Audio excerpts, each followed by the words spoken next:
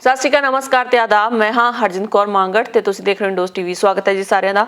Bulletin ਦੀ ਸ਼ੁਰੂਆਤ ਕਰਦੇ ਹਾਂ ਜੀ ਤੇ ਬੁਲੇਟਿਨ ਦੀ ਸ਼ੁਰੂਆਤ ਕਰਨ ਲਈ ਸਾਡੇ ਨਾਲ ਸਿਡਨੀ ਤੋਂ ਜੁੜ ਚੁੱਕੇ ਨੇ ਜੀ ਰਵਿੰਦਰਜੀਤ ਸਿੰਘ ਚਮਕ, ਜੋ ਕਿ ਸਾਡੇ ਨਾਲ ਸ਼ੁੱਕਰਵਾਰ ਨੂੰ ਮਸਲਿਆਂ ਦੇ ਉੱਤੇ ਚਰਚਾ ਕਰਦੇ ਨੇ। ਕਰਦੇ ਹਾਂ ਜੀ ਉਹਨਾਂ ਦਾ ਸਵਾਗਤ। ਰਵਿੰਦਰਜੀਤ ਸਿੰਘ ਜੀ, ਬਹੁਤ ਬਹੁਤ ਸਵਾਗਤ ਹੈ ਤੁਹਾਡਾ। ਹਾਂਜੀ, ਪਿਆਰ ਭਰੀ ਸਤਿ ਸ਼੍ਰੀ ਅਕਾਲ ਜੀ ਤੁਹਾਨੂੰ ਤੇ ਤੁਹਾਡੇ ਸਾਰੇ ਇੰਡੋਜ਼ ਟੀਵੀ ਦੇ ਜਿਹੜੇ ਨੇ ਦਰਸ਼ਕ ਨੇ ਉਹਨਾਂ ਨੂੰ ਬਹੁਤ ਬਹੁਤ ਸਤਿ ਸ਼੍ਰੀ ਅਕਾਲ ਜੀ। ਸਭ ਤੋਂ ਪਹਿਲਾਂ ਤਾਂ ਸਿਡਨੀ ਦਾ ਹਾਲ ਦੱਸੋ ਜੀ, ਅੱਜ ਕੱਲ ਕੀ ਵਰਤਾਰਾ ਵਰਤ ਰਿਹਾ ਜੀ ਉੱਥੇ? ਹਾਂਜੀ, ਸਿਡਨੀ ਦੇ ਵਿੱਚ ਜਲਥਲ ਹੋਈ ਹੈ ਜੀ। ਪਿਛਲੇ 10 ਦਿਨ ਹੋ ਗਏ ਨੇ ਲਗਾਤਾਰ ਬਾਰਿਸ਼ ਹੋ ਰਹੀ ਹੈ ਜੀ, ਔਰ ਰਾਤੀ ਕਾਫੀ ਜ਼ਿਆਦਾ ਤੇਜ਼ ਬਾਰਿਸ਼ ਹੋਈ ਹੈ ਔਰ ਕਈ ਜਗ੍ਹਾ ਤੇ ਜਿਹੜਾ ਹੈਗਾ ਆਪਣੀ ਫਲੱਡਿੰਗ ਦੀ ਸਿਚੁਏਸ਼ਨ ਬਣੀ ਹੋਈ ਹੈ ਔਰ ਇਸੇ ਤਰ੍ਹਾਂ ਲੱਗਦਾ ਹੈ ਕਿ ਐਤਕੀ ਜਿਵੇਂ ਕਿ ਮਾਰਾਂ ਦਾ ਜਿਹੜਾ ਹੈਗਾ ਵਿਚਾਰ ਹੈ ਕਿ ਐਤਕੀ ਅਲ ਨੀਨੀਓ ਜਿਹੜਾ ਹੈ ਉਹਦੇ ਕਰਕੇ ਇਹ ਸਾਰੀ ਸਮਰ ਜਿਹੜੀ ਹੈ ਉਹਦੇ ਵਿੱਚ ਬਾਰਿਸ਼ਾਂ ਹੋਣਗੀਆਂ ਜੀ ਔਰ ਕਾਫੀ ਏਰੀਆਜ਼ ਦੇ ਵਿੱਚ ਪਾਣੀ ਭਰਿਆ ਹੋਇਆ ਔਰ ਕਾਫੀ ਕੰਮ ਜਿਹੜੇ ਨੇ ਜਿੰਨੇ ਕੰਸਟਰਕਸ਼ਨ ਦੇ ਕੰਮ ਨੇ ਜਾਂ ਹੋਰ ਸਾਰਾ ਕੁਝ ਉਹ ਹਫਤਾ ਹੋ ਗਿਆ ਜੀ ਰੁਕੇ ਹੋਏ ਨੇ। ਹਾਂਜੀ ਜੀ ਜੀ, ਇਸੇ ਤਰੀਕੇ ਨਾਲ ਬ੍ਰਿਸਬਨ ਕੁਇਨਜ਼ਲੈਂਡ ਦੇ ਵਿੱਚ ਵੀ ਮੀਂਹ ਲਗਾਤਾਰ ਪੈ ਰਿਹਾ ਜੀ। ਹਫਤਾ ਹੋ ਚੁੱਕਿਆ ਤੇ ਅਗਲੇ ਹਫਤੇ ਮੀਂਹ ਦਿਖਾਇਆ ਜਾ ਰਿਹਾ। ਸੋ ਕਾਫੀ ਚਿੰਤਾ ਜ਼ਾਹਿਰ ਕੀਤੀ ਜਾ ਰਹੀ ਹੈ ਮੌਸਮ ਵਿਭਾਗ ਵੱਲੋਂ ਕਿ ਹੜ੍ਹਾਂ ਦੀ ਸਥਿਤੀ ਐਕਚੁਅਲ 'ਚ ਬਣ ਸਕਦੀ ਹੈ। ਜਿਹੜੇ ਸਬਰਬ ਜਿਹੜੇ ਹੜ੍ਹਾਂ ਦੀ ਮਾਰ ਦੇ ਵਿੱਚ ਜਾਂ ਜਿਹੜੇ ਹੜ੍ਹਾਂ ਦੀ ਰੇਖਾ ਦੇ ਹੇਠ ਆਉਂਦੇ ਨੇ ਉਹਦੇ ਹੜ੍ਹਾਂ ਦੀ ਜਿਹੜੀ ਸਥਿਤੀ ਉੱਥੇ ਬਣ ਸਕਦੀ ਹੈ। ਸੋ ਚਲੋ ਜੀ, ਆਸਟ੍ਰੇਲੀਆ ਦੇ ਵਿੱਚ ਕੁਦਰਤੀ ਆਫਤਾਂ ਜਿਹੜੀਆਂ ਹੈਗੀਆਂ ਨੇ ਆਉਂਦੀਆਂ ਰਹਿੰਦੀਆਂ ਨੇ, ਪਰ ਸਰਕਾਰ ਹਮੇਸ਼ਾ ਉਹਨਾਂ ਦੇ ਉੱਤੇ ਕਾਬੂ ਪਾ ਲੈਂਦੀ ਆ। ਉਮੀਦ ਕਰਦੇ ਹਾਂ ਕਿ ਸਭ ਕੁਝ ਸਹੀ ਰਹੇਗਾ। ਗੱਲ ਕਰਦੇ ਹਾਂ ਜੀ ਵੱਡੀ ਮੁਸੀਬਤ ਕਰੋਨਾ ਵਾਇਰਸ ਦੀ, ਜਿਹੜੀ ਕਿ 2019 ਤੋਂ ਸਟਾਰਟ ਹੋ ਕੇ ਹੁਣ ਤੱਕ ਚੱਲੀ ਆ ਰਹੀ ਹੈ ਜੀ। ਰਾਹਤਾਂ ਦਿੱਤੀਆਂ ਜਾ ਰਹੀਆਂ ਨੇ ਸਰਕਾਰ ਵੱਲੋਂ, ਬਹੁਤ ਸਾਰੇ ਕੰਮਕਾਜ ਕੀਤੇ ਜਾ ਰਹੇ ਨੇ। ਹੈਲਥ ਡਿਪਾਰਟਮੈਂਟ ਵੀ ਕਾਫੀ ਜ਼ਿਆਦਾ ਐਕਟਿਵ ਹੋਇਆ। ਸਕਾਟ ਮੋਰਿਸਨ ਨੇ ਬਾਰਡਰ ਖੋਲ੍ਹਣ ਦੇ ਸੰਦੇਸ਼ ਦੇ ਦਿੱਤੇ ਨੇ, ਖਾਸ ਕਰਕੇ ਸਟੂਡੈਂਟਸ ਲਈ ਵੀ, ਆਰਜ਼ੀ ਵੀਜ਼ਾ ਵਾਲਿਆਂ ਲਈ ਵੀ ਕਾਫੀ ਸਾਰੀਆਂ ਰਾਹਤਾਂ ਦਿੱਤੀਆਂ ਨੇ। ਸਭ ਤੋਂ ਵੱਡੀ ਗੱਲ ਜੀ ਹੁਣ ਇਹ ਆ ਰਹੀ ਆ, ਛੂਤ ਦੀ ਬਿਮਾਰੀਆਂ ਦੀ ਮਾਹਿਰ ਇਹਨਾਂ ਨੇ ਕਿਹਾ ਜੀ ਐਸਟਰਾਜੈਨਕਾ ਚਾਹੇ ਤੁਸੀਂ ਲਈ ਆ ਚਾਹੇ ਫਾਈਜ਼ਰ ਲਈ ਆ, ਪਰ ਬੂਸਟਰ ਖੁਰਾਕ ਤੁਹਾਨੂੰ ਲੈਣੀ ਬਹੁਤ ਜ਼ਰੂਰੀ ਹੈ, ਜਿਹੜੀ ਕਿ 8 ਨਵੰਬਰ ਤੋਂ ਸ਼ੁਰੂ ਹੋ ਚੁੱਕੀ ਹੈ।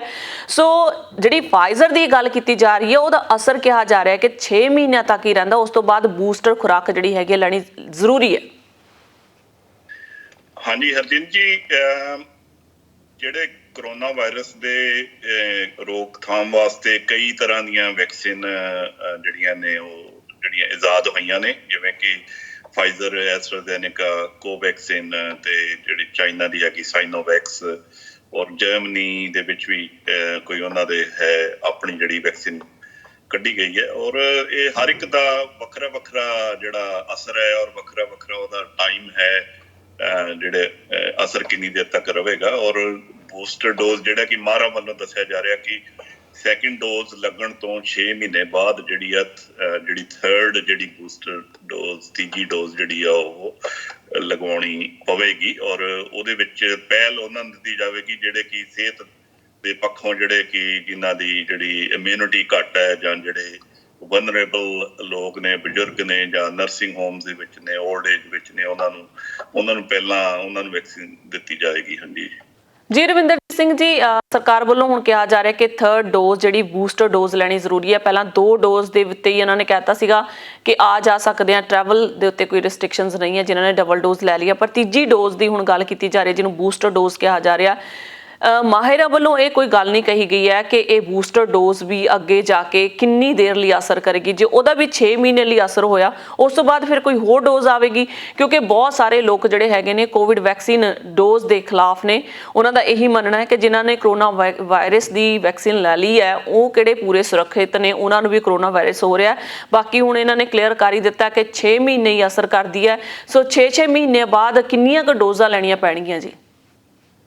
ਹਾਂਜੀ ਦੇਖੋ ਜੀ, ਜਿੰਨੀ ਦੇਰ ਤੱਕ ਇਹ ਵਾਇਰਸ ਜਿਹੜੀ ਆਪਣੀ ਜਿਹੜੀ ਹੈ ਹੋਂਦ ਨਹੀਂ ਇਹਦੀ ਆਪਣੇ ਆਪ ਖਤਮ ਹੁੰਦੀ ਜਾਂ ਸਾਰੇ ਲੋਕ ਜਿੰਨੀ ਦੇਰ ਤੱਕ ਨਹੀਂ ਵੈਕਸੀਨੇਟ ਹੁੰਦੇ ਉਨੀ ਦੇਰ ਤੱਕ ਇਸ ਦਾ ਜਿਹੜਾ ਖਤਮ ਹੋਣਾ ਮੁਸ਼ਕਿਲ ਹੈ। ਔਰ ਉਨੀ ਦੇਰ ਤੱਕ ਸਾਨੂੰ ਇਹ ਰੋਕਥਾਮ ਵਾਸਤੇ ਸਾਨੂੰ ਬੂਸਟਰ ਡੋਜ਼ ਲੈਣੀਆਂ ਪੈਣਗੀਆਂ, ਕਿਉਂਕਿ ਕਿਸੇ ਵੀ ਦਵਾਈ ਦਾ ਅਸਰ ਕੁਛ ਸਮੇਂ ਤੱਕ ਹੁੰਦਾ ਹੈ। ਇਸੇ ਕਰਕੇ ਆਪਾਂ ਰੋਜ਼ ਦਵਾਈ ਲੈਂਦੇ ਹਾਂ ਜਾਂ ਹਫ਼ਤੇ ਬਾਅਦ ਲੈਂਦੇ ਹਾਂ, ਜਿਸ ਤਰ੍ਹਾਂ ਲੈਂਦੇ ਹਾਂ। ਔਰ ਜਿਹੜੀਆਂ ਵਾਇਰਲ ਦੀਆਂ ਜਿਹੜੀਆਂ ਨੇ ਵੈਕਸੀਨ ਨੇ ਉਹਨਾਂ ਦਾ ਵੀ ਇਸੇ ਤਰ੍ਹਾਂ ਹੀ 6 ਮਹੀਨੇ ਦਾ ਅਸਰ ਜਿਹੜਾ ਉਹਦਾ ਵੈਕਸੀਨ ਦਾ ਹੈ। ਔਰ ਉਸ ਤੋਂ ਉਸ ਤੋਂ ਬਾਅਦ ਜੇ ਲੋੜ ਹੈ ਤਾਂ ਜਿਹੜੀ ਇਸ ਦੀ ਰੋਕਥਾਮ ਕਰਨੀ ਹੈ ਤਾਂ ਉਹ ਲੈਣੀ ਜ਼ਰੂਰੀ ਹੋਵੇਗੀ।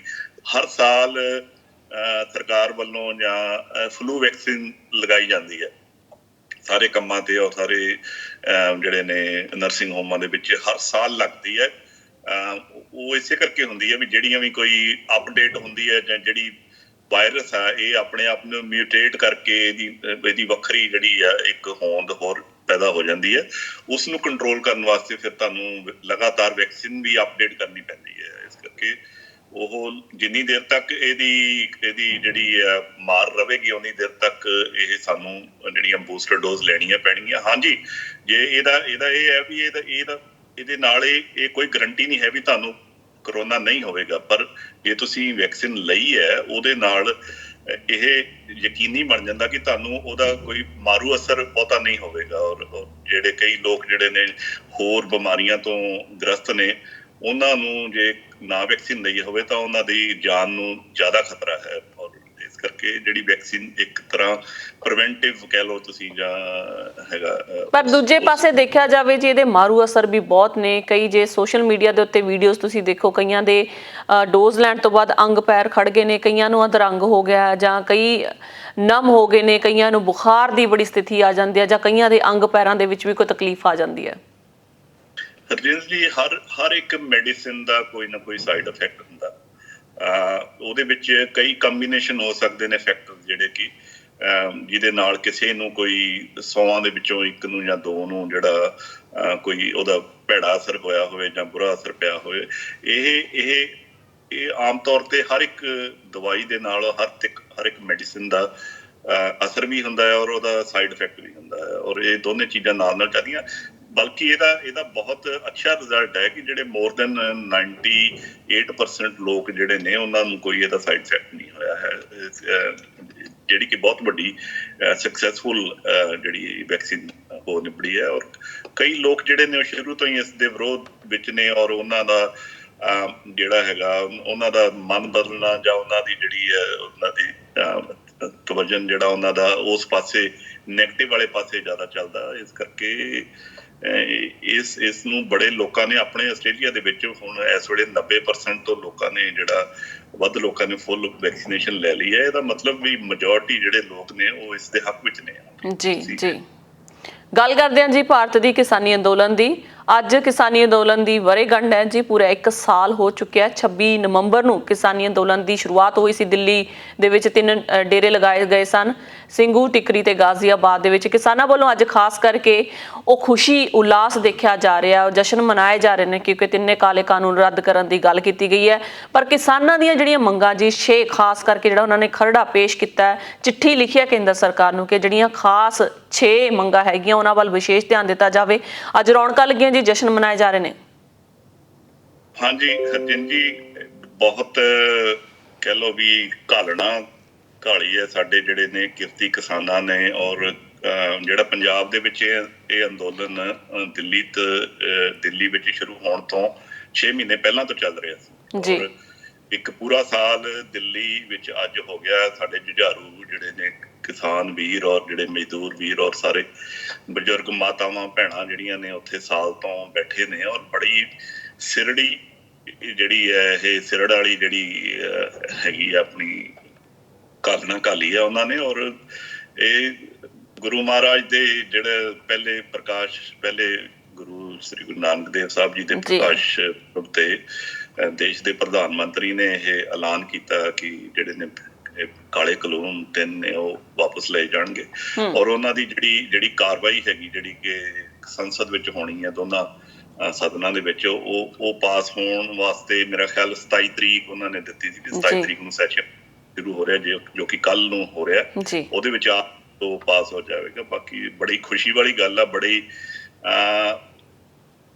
ਜਿਹੜਾ ਬਹੁਤ ਵੱਡੀ ਪ੍ਰਾਪਤੀ ਹੈ ਸੰਸਾਰ ਲੈਵਲ ਤੇ, ਜਿਹੜੀ ਏਡੀ ਵੱਡੀ ਕੋਈ ਐਜੀਟੇਸ਼ਨ ਏਡੇ ਲੰਬੇ ਸਮੇਂ ਤੱਕ ਨਹੀਂ ਚੱਲੀ। ਔਰ ਸ਼ਾਂਤਮਈ ਤਰੀਕੇ ਦੇ ਨਾਲ ਜੋ ਕਿਸਾਨ ਜਥੇਬੰਦੀਆਂ ਨੇ ਜਿਹੜਾ ਕਿ ਆਪਣੇ ਪੀਸਫੁਲ ਤਰੀਕੇ ਦੇ ਨਾਲ ਰਹਿ ਕੇ ਜੋ ਇਹ ਐਜੀਟੇਸ਼ਨ ਚਲਾਈ ਆ, ਉਹਦੀ ਕੋਈ ਮਿਸਾਲ ਨਹੀਂ ਹੈ ਦੁਨੀਆ ਦੇ ਵਿੱਚ, ਕਿਤੇ ਵੀ ਕੋਈ ਮਿਸਾਲ ਐਸੀ ਨਹੀਂ ਹੈ। ਔਰ ਬੜੀ ਹਿਸਟੋਰਿਕ ਇਵੈਂਟ ਹੈ। ਔਰ ਉਹਦੇ ਨਾਲ ਥੋੜਾ ਜਿਹਾ ਰੋਸ ਹੈ ਕਿ ਜਿਹੜੇ ਸਾਡੇ 700 ਤੋਂ ਵੱਧ ਜਿਹੜੇ ਲੋਕ ਨੇ, ਜਿਹੜੇ ਕਿਸਾਨ ਲੋਕ ਨੇ, ਜਿਹੜੇ ਉੱਥੇ ਬੈਠੇ ਸੀ ਧਰਨਿਆਂ ਤੇ, ਉਹਨਾਂ ਦੀਆਂ ਕੁਰਬਾਨੀਆਂ ਹੋਈਆਂ ਨੇ। ਔਰ ਪ੍ਰਧਾਨ ਮੰਤਰੀ ਨੇ ਇੱਕ ਲਫ਼ਜ਼ ਵੀ ਉਹਨਾਂ ਦੀ ਸ਼ਹਾਦਤ ਬਾਰੇ ਜਾਂ ਉਹਨਾਂ ਦੀ ਕੁਰਬਾਨੀ ਬਾਰੇ ਨਹੀਂ ਮੈਂਸ਼ਨ ਕੀਤਾ ਆਪਣੀ ਸਪੀਚ ਵਿੱਚ, ਜਿਹੜੀ ਕਿ ਬੜੀ ਮੰਦਭਾਗੀ ਗੱਲ ਹੈ। ਔਰ ਸਾਨੂੰ ਸਾਰਿਆਂ ਨੂੰ ਇਹ ਚੇਤੇ ਰਹੇ, ਸਾਰੀ ਉਮਰ ਚੇਤੇ ਰਹੇਗਾ ਕਿ ਜਿਨ੍ਹਾਂ ਲੋਕਾਂ ਨੇ ਕੁਰਬਾਨੀਆਂ ਕਰਕੇ ਏਡੀ ਵੱਡੀ ਜਿੱਤ ਪ੍ਰਾਪਤ ਕੀਤੀ। ਔਰ ਇਹ ਸਾਡੇ ਨਸਲ ਦੀ ਜਿਹੜੀ ਔਰ ਸਾਡੇ ਜਿਹੜੇ ਨੇ ਵਜੂਦ ਦੀ ਜਿਹੜੀ ਲੜਾਈ ਸੀ, ਜਿਹੜੀ ਕਿ ਹੋਰ ਵੀ ਜਿਹੜੇ ਸਟੇਟਾਂ ਦੇ ਨਾਲ ਰਲ ਕੇ ਪੰਜਾਬ ਮੋਹਰੀ ਹੋ ਕੇ ਇਸ ਵਿੱਚ ਜਿਹੜਾ ਹਿੱਸਾ ਲਿਆ ਪੰਜਾਬੀਆਂ ਨੇ। ਔਰ ਇਸ ਸਫਲਤਾ ਦੀ ਸਾਰੇ ਜਗਤ ਨੂੰ ਔਰ ਸਾਰੇ ਵਰਲਡ ਦੇ ਕਿਸਾਨਾਂ ਨੂੰ ਇਸ ਦੀ ਵਧਾਈ ਮਿਲਦੀ ਹੈ। ਔਰ ਆਸ ਹੈ ਕਿ ਜਿਹੜਾ ਸਰਕਾਰ ਹੁਣ ਅੱਗੇ ਜਿਹੜੇ ਹੋਰ ਹਜੇ 3-4 ਬਿੱਲ ਨੇ, ਜਿਨ੍ਹਾਂ ਵਿੱਚ ਕਿ ਆਪਣਾ ਜਿਹੜਾ MSP ਜਿਹੜੀ ਮਿਨੀਮਮ ਸਪੋਰਟ ਪ੍ਰਾਈਸ ਹੈ, ਉਹਦੀ ਗਰੰਟੀ ਵਾਸਤੇ, ਔਰ ਇਲੈਕਟ੍ਰਿਸਿਟੀ ਬਿੱਲ ਹੈ ਜਿਹੜਾ ਕਿ ਉਹਦੀ ਵਾਪਸੀ ਵਾਸਤੇ, ਔਰ ਉਹਦੇ ਨਾਲ ਫਿਰ ਜਿਹੜੀ ਪਰਾਲੀ ਨੂੰ ਸਾੜਨ ਕਰਕੇ ਪੋਲੂਸ਼ਨ ਹੁੰਦੀ ਆ, ਉਹਦੇ ਬੜੇ ਵੱਡੇ ਜੁਰਮਾਨੇ ਸੀਗੇ, ਉਹਨਾਂ ਨੂੰ ਵਾਪਸ ਲੈਣ ਦੀ। ਇਹ 5-6 ਚੀਜ਼ਾਂ ਨੇ ਜਿਨ੍ਹਾਂ ਦਾ ਹੱਲ ਹੋਣਾ ਜ਼ਰੂਰੀ ਹੈ। ਇਸ ਤੋਂ ਬਾਅਦ ਹੀ ਮੋਰਚਾ ਜਿਹੜਾ ਹੈਗਾ ਉਹ ਖਤਮ ਕੀਤਾ ਜਾ ਸਕਦਾ ਹੈ। ਹਾਂਜੀ ਜੀ, ਗੱਲ ਕਰਦੇ ਹਾਂ ਜੀ ਪਦਮ ਸ਼੍ਰੀ ਅਵਾਰਡ ਕੰਗਣਾ ਰਣੌਤ ਦੀ। ਜੀ, ਕੰਗਣਾ ਰਣੌਤ ਨੇ ਕਾਫੀ ਕੁਝ ਬੋਲਿਆ ਜੀ ਕਿਸਾਨਾਂ ਬਾਰੇ, ਅੱਤਵਾਦੀ ਬੋਲਿਆ ਉਹਨਾਂ ਨੇ, ਮੱਛਰ ਬੋਲਿਆ ਸਿੱਖ ਕੌਮ ਨੂੰ, ਕਾਫੀ ਗੱਲਾਂ ਜਿਹੜੀਆਂ ਹੈਗੀਆਂ ਨਾ ਸਹਿਣਯੋਗ ਗੱਲਾਂ ਬੋਲੀਆਂ ਉਹਨਾਂ ਨੇ। ਜਿਸ ਤੋਂ ਬਾਅਦ ਮਨਜਿੰਦਰ ਸਿੰਘ ਸਿਰਸਾ ਵੱਲੋਂ ਉਹਨਾਂ ਤੇ ਕੇਸ ਦਰਜ ਕਰਵਾਇਆ ਗਿਆ, ਖਾਸ ਕਰਕੇ ਮੁੰਬਈ ਜਾ ਕੇ। ਇਸ ਤੋਂ ਬਾਅਦ ਹੁਣ ਬਹੁਤ ਸਾਰੇ ਉਹਨਾਂ ਦੇ ਉੱਤੇ ਕੇਸ ਦਰਜ ਹੋਣ ਲੱਗ ਗਏ ਨੇ। ਕਾਫੀ ਸਾਰੀਆਂ ਸੰਸਥਾਵਾਂ ਜਿਹੜੀਆਂ ਰੋਸ ਮਨਾ ਰਹੀਆਂ ਨੇ, ਤੇ ਤੁਸੀਂ ਸੋਸ਼ਲ ਮੀਡੀਆ ਤੇ ਕਾਫੀ ਵੀਡੀਓਜ਼ ਵੀ ਦੇਖੀਆਂ ਹੋਣਗੀਆਂ ਕਿ ਕੰਗਣਾ ਦੇ ਘਰ ਦੇ ਅੱਗੇ ਜਾ ਕੇ ਸਿੱਖ ਸਰਦਾਰ ਜਿਹੜੇ ਲੋਕੀ ਹੈਗੇ ਨੇ ਨਾਅਰੇਬਾਜ਼ੀ ਕਰ ਰਹੇ ਨੇ ਕਿ ਤੂੰ ਸਾਨੂੰ ਇੱਕ ਵਾਰੀ ਸਾਡੀ ਔਕਾਤ ਦੱਸ ਦੇ, ਆ ਕੇ ਤੂੰ ਨਿਕਲ ਬਾਹਰ। ਪਰ ਉਸ ਤੋਂ ਬਾਅਦ ਕੰਗਣਾ ਨਾ ਹੀ ਤਾਂ ਘਰ ਤੋਂ ਬਾਹਰ ਨਿਕਲੀ ਨਜ਼ਰ ਆਈ ਤੇ ਨਾ ਹੀ ਉਹਦਾ ਕੋਈ ਬਿਆਨ ਨਜ਼ਰ ਆਇਆ। ਹਾਂਜੀ, ਇਹ ਦੇਖੋ ਜੀ, ਇਹੋ ਜਿਹੇ ਇਨਸਾਨ ਜਿਹੜੇ ਨੇ, ਇਹਨਾਂ ਨੂੰ ਜਿਹੜਾ ਪਦਮ ਸ਼੍ਰੀ ਦੇ ਨਾਲ ਨਵਾਜ ਕੇ ਸਰਕਾਰ ਉਸ ਅਵਾਰਡ ਦਾ ਜਿਹੜਾ ਕਿ ਰੁਤਬਾ ਜਿਹੜਾ ਉਹ ਖਤਮ ਕਰ ਰਹੀ ਹੈ। ਔਰ ਇਹ ਜਿਹੜੀ ਔਰਤ ਹੈ, ਔਰ ਇਸਨੇ ਪਹਿਲਾਂ ਵੀ ਜਦੋਂ ਕਿਸਾਨੀ ਅੰਦੋਲਨ ਸ਼ੁਰੂ ਹੋਇਆ ਉਦੋਂ ਵੀ ਸਾਡੀਆਂ ਬਜ਼ੁਰਗ ਮਾਵਾਂ ਤੇ ਇਹਨੇ ਇਲਜ਼ਾਮ ਲਾਏ ਸੀ ਕਿ 100 ਰੁਪਈਆ ਦਿਹਾੜੀ ਤੇ ਆਈਆਂ ਨੇ ਇੱਥੇ। ਔਰ ਉਸ ਲਗਾਤਾਰ ਇਸ ਨੂੰ ਇੱਕ BJP ਜਿਹੜੀ ਪਾਰਟੀ ਹੈ ਉਹਦੇ ਵੱਲੋਂ ਇਹਨੂੰ ਪ੍ਰੌਪ ਅਪ ਕੀਤਾ ਜਾ ਰਿਹਾ ਹੈ। ਔਰ ਜਿਹੜੀ ਉਹਨਾਂ ਦੀ ਇੱਕ ਤਰ੍ਹਾਂ ਇਹ ਜਿਹੜੀ ਹੈ ਏਜੰਟ ਕਹਿ ਲਓ ਜੀ ਬਣੀ ਹੋਈ, ਔਰ ਇਹਦੀ ਕੋਈ ਲਗਾਮ ਨਹੀਂ ਖਿੱਚ ਰਿਹਾ। ਔਰ ਜੇ ਇਸ ਤਰ੍ਹਾਂ ਦੀਆਂ ਗੱਲਾਂ ਜੇ ਕੋਈ ਸਿੱਖ ਕਰਦਾ ਹੈ ਜਾਂ ਕੋਈ ਹੋਰ ਕੋਈ ਬੰਦਾ ਕਰਦਾ ਹੈ, ਉੱਤੇ ਝੱਟ ਕੇਸ ਲਾ ਦਿੱਤੇ ਜਾਂਦੇ ਨੇ ਤਰ੍ਹਾਂ ਦੇ। ਔਰ ਇਸ ਨੂੰ ਪੂਰੀ ਪ੍ਰੋਟੈਕਸ਼ਨ ਹੈ ਇਹਨੂੰ ਦਿੱਤੀ ਹੋਈ, Z ਸਿਕਿਉਰਿਟੀ ਦਿੱਤੀ ਹੋਈ, ਜਿਹੜੇ ਕਿ ਬਹੁਤ ਵੱਡੇ ਮੰਤਰੀਆਂ ਨੂੰ ਜਿਹੜੀ ਸਿਕਿਉਰਿਟੀ ਮਿਲਦੀ ਹੈ। ਔਰ ਉਹ ਵਾਲੀ ਸਿਕਿਉਰਿਟੀ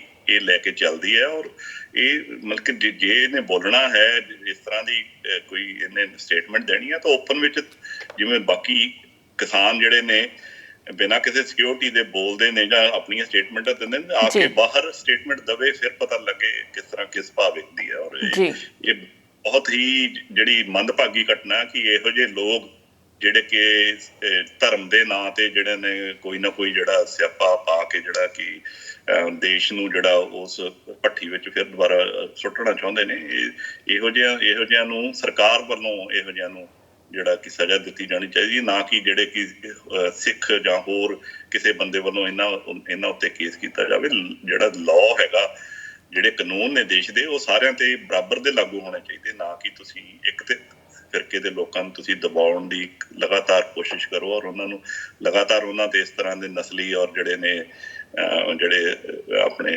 ਧਰਮ ਦੇ ਨਾਂ ਤੇ ਉਹਨਾਂ ਦੇ ਉੱਤੇ ਤੁਸੀਂ ਅਟੈਕ ਕਰੋ। ਜਿਸਨੇ ਇਹ ਪੁਰਾਣੀ ਘਟਨਾ ਜਿਹੜੀ ਇੰਦਰਾ ਗਾਂਧੀ ਨੂੰ ਲੈ ਕੇ ਜਾਂ ਦਰਬਾਰ ਸਾਹਿਬ ਤੇ ਹਮਲੇ ਨੂੰ ਲੈ ਕੇ ਜੋ ਕੁਛ ਇਹ ਜਿਹੜੇ ਨੇ ਸਾਡੇ ਜ਼ਖਮ ਜਿਹੜੇ ਨੇ ਉਹ ਦੁਬਾਰਾ ਕੁਰੇਦਣ ਦੀ ਜਿਹੜੀ ਕੋਸ਼ਿਸ਼ ਕੀਤੀ ਜਾ ਰਹੀ ਹੈ। ਔਰ ਇਹ ਅਸੀਂ ਬਿਲਕੁਲ ਕਿਸੇ ਵੀ ਸਿੱਖ ਨੂੰ ਜਾਂ ਕਿਸੇ ਵੀ ਪੰਜਾਬ ਦੇ ਬਸ਼ਿੰਦੇ ਨੂੰ ਇਹ ਮਨਜ਼ੂਰ ਨਹੀਂ ਹੋਵੇਗਾ। ਹਾਂਜੀ ਜੀ, ਬਹੁਤ ਬਹੁਤ ਸ਼ੁਕਰੀਆ ਰਵਿੰਦਰਜੀਤ ਸਿੰਘ ਜੀ, ਇਹ ਸਾਰੀ ਜਾਣਕਾਰੀ ਦੇ ਲਈ। ਮਿਲਦੇ ਆ ਜੀ ਅਗਲੇ ਹਫਤੇ। ਧੰਨਵਾਦ ਤੁਹਾਡਾ। ਹਾਂਜੀ, ਧੰਨਵਾਦ ਜੀ ਹਰਜਿੰਦ ਜੀ, ਤੁਹਾਡਾ ਤੇ ਤੁਹਾਡੇ ਸਾਰੇ ਪਿਆਰੇ ਦਰਸ਼ਕਾਂ ਦਾ ਬਹੁਤ ਬਹੁਤ ਧੰਨਵਾਦ। ਵਾਹਿਗੁਰੂ ਜੀ ਕਾ ਖਾਲਸਾ, ਵਾਹਿਗੁਰੂ ਜੀ ਕੀ ਫਤਿਹ। ਦਰਸ਼ਕੋ, ਸਮਾਂ ਚੱਲਿਆ ਤੁਹਾਡੇ ਤੋਂ ਵੀ ਇਜਾਜ਼ਤ ਲੈਣ ਦਾ। ਨਵੇਂ ਤੇ ਤਾਜ਼ਾ ਖਬਰਾਂ ਲਈ ਦੇਖਦੇ ਰਹੋ ਇੰਡੋਜ਼ ਟੀਵੀ ਆਸਟ੍ਰੇਲੀਆ। ਧੰਨਵਾਦ।